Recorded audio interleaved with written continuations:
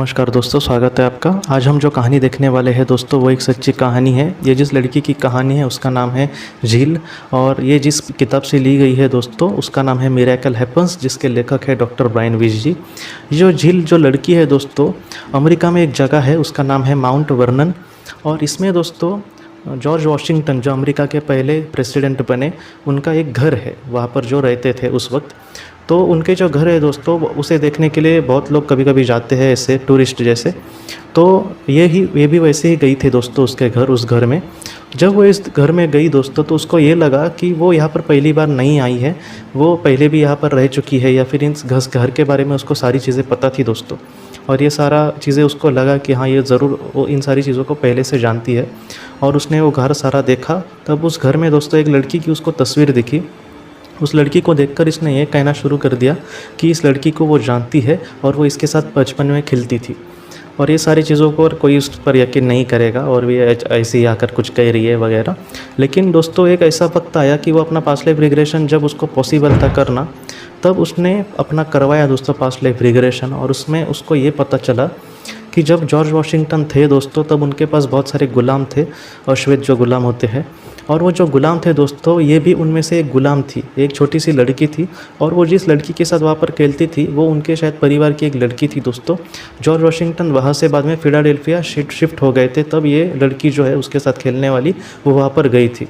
लेकिन झील का उस जन्म में क्या हुआ दोस्तों, तो झील ये कहती है कि वो जो जगह है माउंट वर्नन, वहाँ से एक जगह है पोर्ट्समाउथ नाम की, वो वहाँ पर कुछ ऐसे गुलाम जो खुद गुलाम नहीं रहना चाहते थे, जो खुद आज़ाद होना चाहते थे, ऐसे जो गुलाम है दोस्तों वो वहाँ से कुछ गुलाम वहाँ पर भागकर पोर्ट्समाउथ वहाँ पर गए थे। तो इस वजह से ये जो लड़की है झील, ये वहाँ पर ऐसे ही भागकर गई थी। लेकिन जहाँ पर वो गए थे दोस्तों वहाँ पर झील ये कहती है कि उस जीवन में उसको हमेशा ही डर लगा रहता था कि कोई इनको पकड़ेगा और फिर से गुलाम बना देगा। तो इन सारी चीज़ों में ऐसे ही डर के साथ उसने वो ज़िंदगी बिताई दोस्तों। लेकिन उस जीवन में उसके साथ कुछ भी वैसा नहीं हुआ, बहुत ही अच्छे से उसने एक ज़िंदगी बिताई अपनी। और उसको एक लड़के से प्यार भी हुआ दोस्तों। वो जो लड़का था वो भी पहले एक गुलाम था, लेकिन वो भी अपनी आज़ादी के लिए वहाँ से भागकर इस जगह पर आया था। तो इस तरह से उन्होंने अपनी जो ज़िंदगी थी वो बहुत ही अच्छे से जी। उसके वो इतना बुरा भी जन्म नहीं था, बहुत ही अच्छे से जिया उसने। इसमें एक अच्छी बात यह है दोस्तों कि उस लड़की उस झील को उस जन्म का जो उनका नाम था वो भी याद आया, और वो नाम था ओनो जज।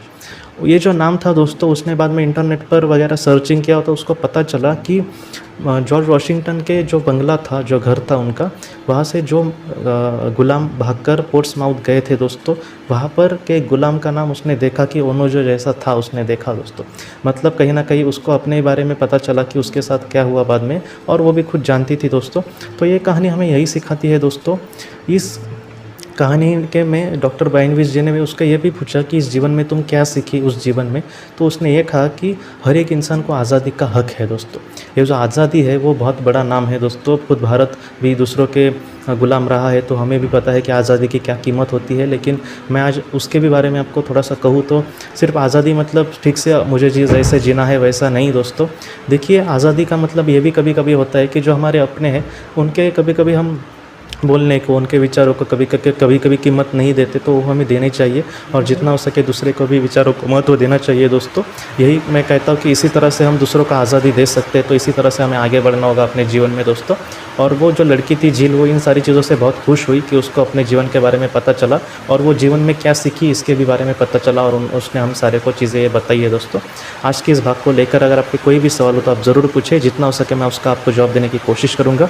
हम अपनी अगली वीडियो में मिलते हैं। आप अपने परिवार का ख्याल रखना। आपका बहुत बहुत शुक्रिया। ज़िंदगी की रोशनी ये एक कंसल्टेंसी है जो ऐसे लोगों को मदद करने की कोशिश करती है जिन्होंने किसी अपने को खोया है, या फिर जो लोग अपने जीवन में बहुत ही ज़्यादा दुखी है।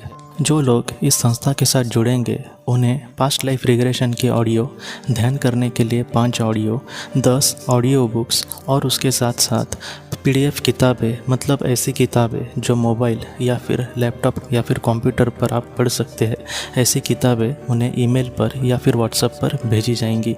जो लोग इस संस्था के साथ जुड़ना चाहते हैं वो कृपया इस नंबर पर व्हाट्सएप मैसेज करें।